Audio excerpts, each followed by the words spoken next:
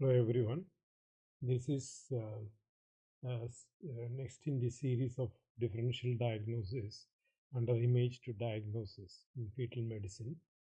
These are 6 fetuses which have 2 cysts in the fetal pelvis, and you can see them in the images.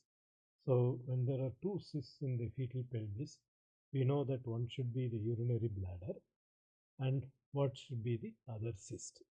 So which these 3 fetuses have 6 different anomalies.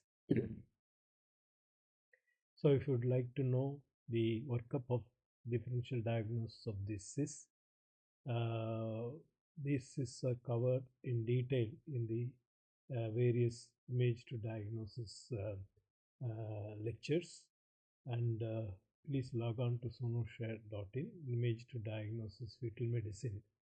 Please listen to the lectures of cyst in the fetal pelvis, the series 1 to 6. Thank you.